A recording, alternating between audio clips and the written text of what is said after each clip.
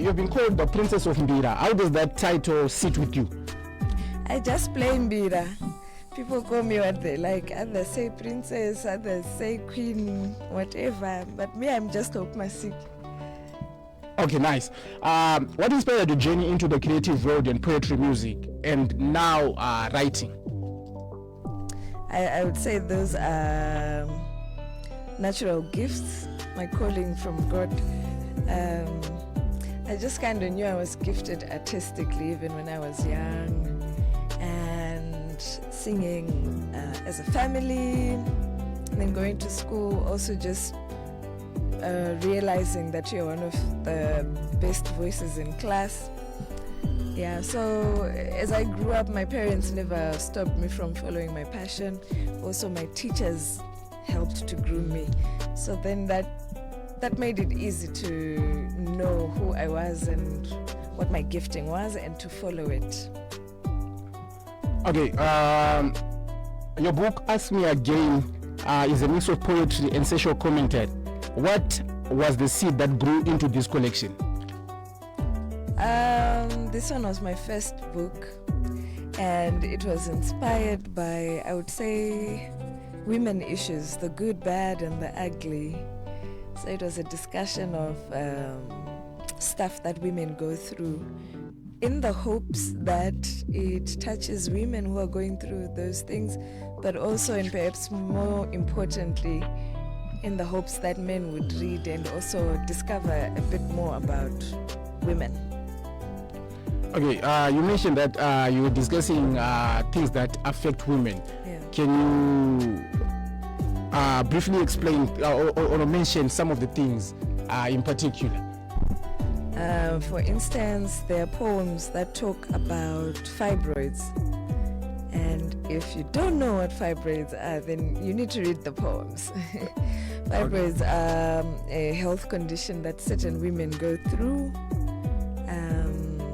And they disturb lifestyle, and they cause a lot of different problems in different women. So the book talks about things like that, and then it talks about things like rape, and then talks about the good things also, like relationships and good stuff that happen in relationships. Okay, so basically I've understood good. It's a book that talks about that gives women a better understanding of how to be responsible with their health. So the themes of in your poetry are deeply rooted in the identity of women in Zimbabwean culture. How do you balance the personal with the way it is in society? What do you mean, the way it is in society? Like as in how Masike views particular stuff in what can I say, like how Masike frames particular issues to do with women, and whereas how it is in how women understand it, how the ordinary woman is able to interpret. I don't know if you can get me. No, I can't. Like as in you can be more specific. Like what issue in particular? Like the issues of health. Mm-hmm. Like being able to understand, Kuti, as a woman you are supposed to be responsible of your own health, and when it comes to issues whereby you are diagnosed of certain of diseases, how to handle those diseases, how to maneuver through and to conquer.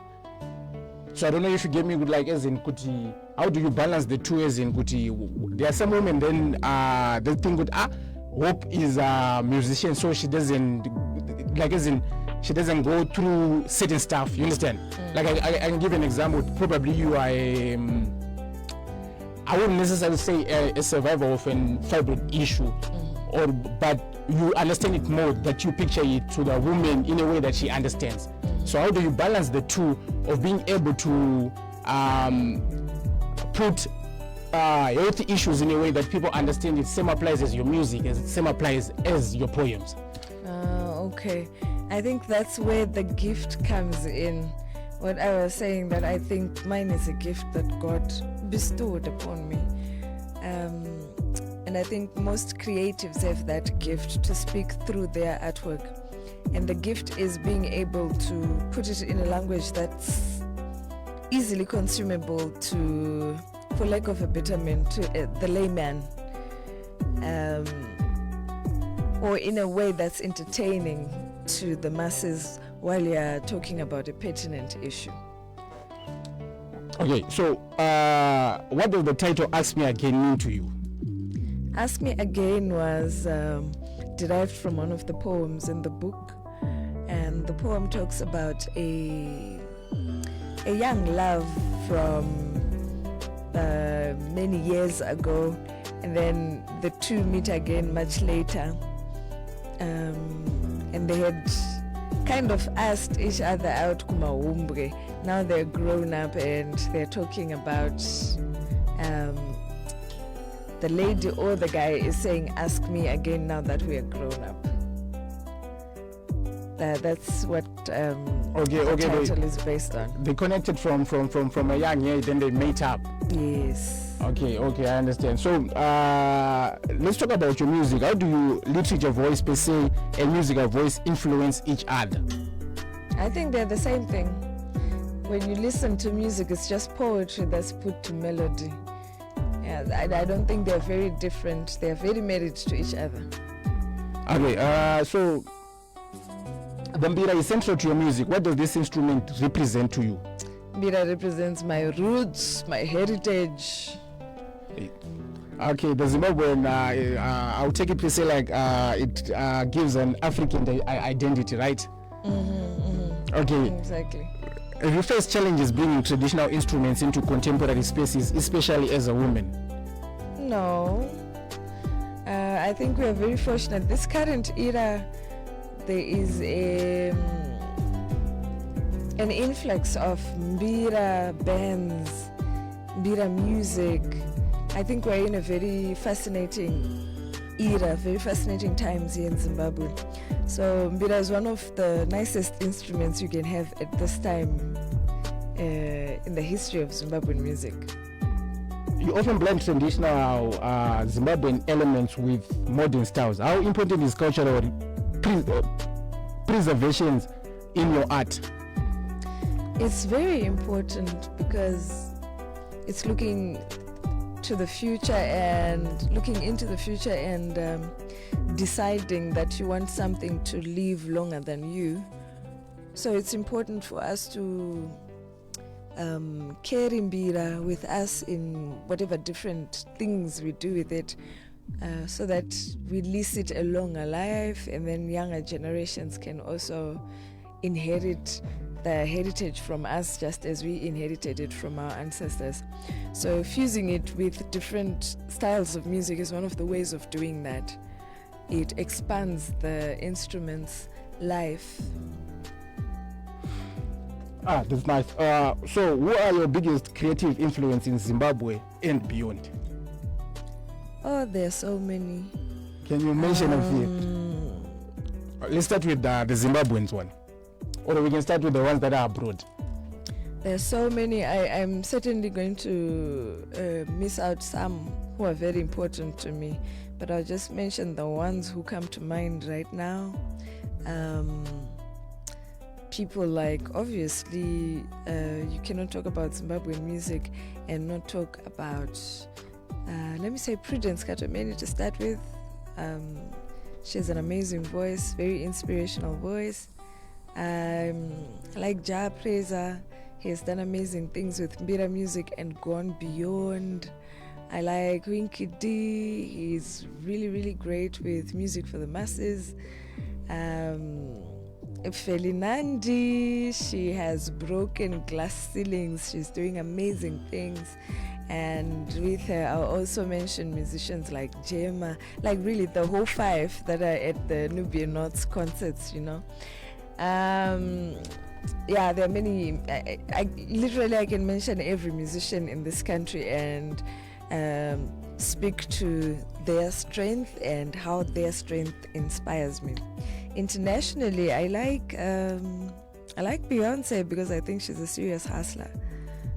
Same goes with people like Michael Jackson. They really, really worked really hard. If you followed their real lives, they worked so hard, and in the end, they really deserve all the glory that they're getting from their careers, like Beyonce, because she's still alive. So the work ethic and the passion that is nearly tangible, that I admire. Obviously Whitney Houston, she inspired a lot of my early vocal experiments, along with Mariah Carey, obviously.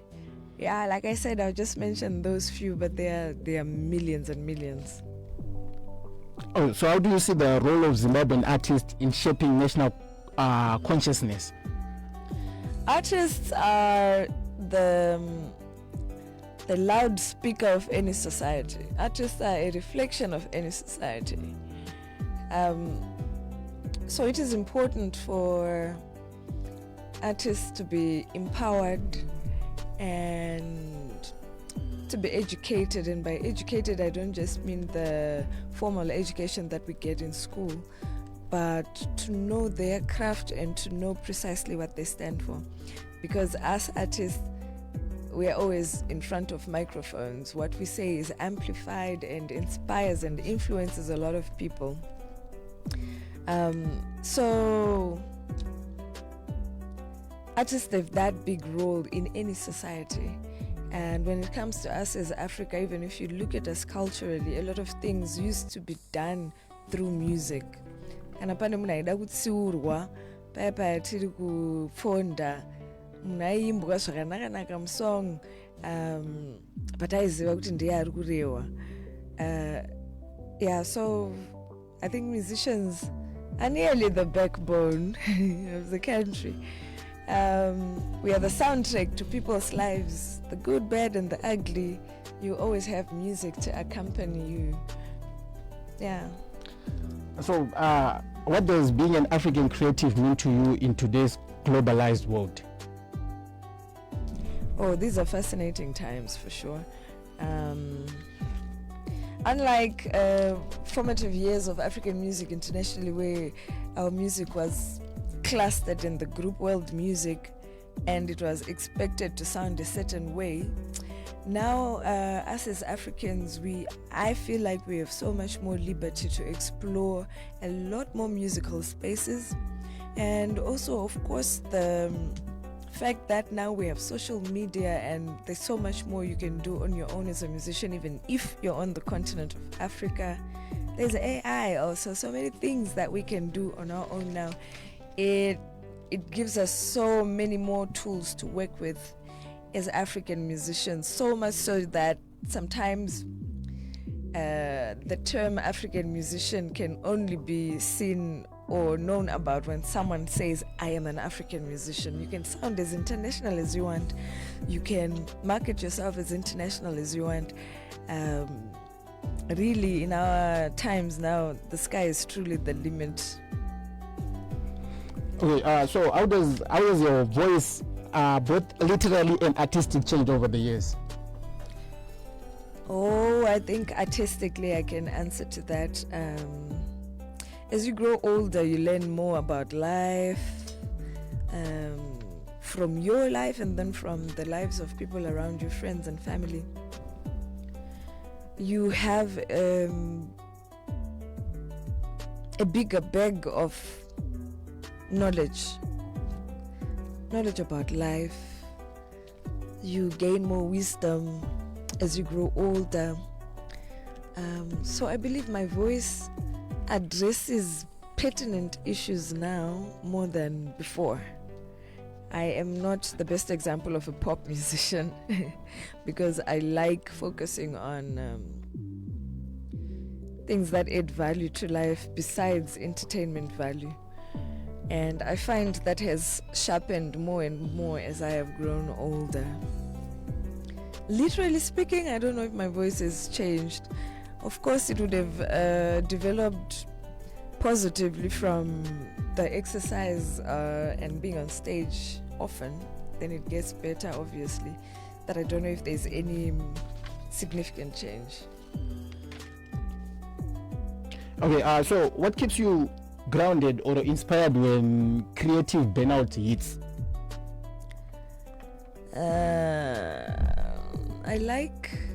consuming other people's art, so reading books by other authors. I like going to live concerts and watching other musicians play. I like watching a good movie. And when I do things like that, usually it revitalizes my passion also. Like if you read a really, really good book, it can open a completely new world of inspiration and themes to write about. It can completely open new ideas that you never had before. Even something as simple as good conversation with people who have good hearts. Yeah, so I keep myself fed by reading is really, really a good one. Having conversations with positive people in my life. And yeah, consuming other artists' art. Let's talk about audiences. What messages do you hope listeners and readers take from your work? Live life to the fullest. Open your heart more, because we only live once. And much as there are so many problems in this life, but let's not forget to live life, to enjoy life, to embrace life. I hope my music brings that kind of hope to people. It's exactly 25 minutes to the hour of 1 o'clock right here on Capital 104 FM, Marare's Heartbeat. My name is Rass, Kotini, son of Zion. And remember, we have Masike, a musician and author, Zimbabwe musician and author, right here in the building, live in a living colors. And as I mentioned earlier on, that we're going to be having a piece of your work live in the living colors in the building. So I don't know, Miss Hope, if you can give us a poem and then maybe an a cappella at the end of the show. I can read for you for sure, but no a cappella. Okay. I'm coming from a gig. I'm a bit bent out. Yeah, we can do with the poem. Yes. Yeah. Yes. And then I'm wondering, since it's this late in the but then you're recording live, this stuff is going to stay online, so I cannot really read some of the stuff. But if you didn't know, I have a poetry book. I have 4 poetry books, some of them also with short stories. And my second one is called Deva Vizera. So I'm going to read from that, since it's that hour of the day. For the lovers, those with loved ones. So I'll read from page 17. I'll read a decent one. For the rest, you'd have to get the book and then read the real tea. Page 17, there's a poem called Wangu, and it goes like this. Vachirera ndonda zirudo mupfuwira wepfungwa dzangu, vachirera nherera muchengetedzi weupenyu hwangu, vachinyaradze donhodzo mupukuti wemisodzi yangu, vachidziisa mapapu mumbundiri wemwoyo wangu, vachizorodze mutsago wepfungwa dzangu, vachivaraidze muridzi wemufaro wangu, vachimedzesa mate mugoni wehave dzangu, vachigumbate gudza mubvumbati wemwoyo wangu, vachisipite nyanza chinoera mupedzi wenyota dzangu narini. The end. That was so nice. It's a praise poem. Gatiise maoko. Okay, Thank you. So let's talk about your poems. That do you have a favorite poem or a lyric you have written that you should share or recite for us? No, my favorite, I actually cannot read it on air. Like I said, this is a Shona erotic poetry book. If you were not recording on Facebook, I would read, but this is stuff that's going to be online forever. Okay, so I see. we don't want Wanadi to bump into it. So grown-ups out there with loved ones, Christmas time is coming. Get in touch, get a book for your loved one, and read to each other to spruce up things in your relationships. The book is nice. So how can your fans stay in touch with your latest projects? Oh, I'm available everywhere. Just look for Hope Masike. Hope Masike on Instagram, on X, on TikTok, on YouTube. Only on Facebook, that's where I'm Hope Masike Official. But I'm Hope Masike everywhere. Get in touch. Let's chat. Okay, what advice would you give to young Zimbabwean girls who want to follow in your footsteps? My advice usually is always the issue of the 24 hours that we all have. Everyone on earth has 24 hours. There's no one who has 25 hours or 24 and a half hours. We have exactly the same time. So be stingy with how you use your time. People like to say life is too short. Sometimes it's not too short, sometimes it's very long. Who knows? But bottom line is we don't know how much we have on earth. So use your time very, very wisely. And this goes to women or men. It goes to the young, it goes to the elderly. Make use of your 24 hours. Take stock. That's one of the biggest ways of showing gratitude to God for the gift of life. If you could go back and ask your younger self one question, what would it be? Are there any? What would be that question?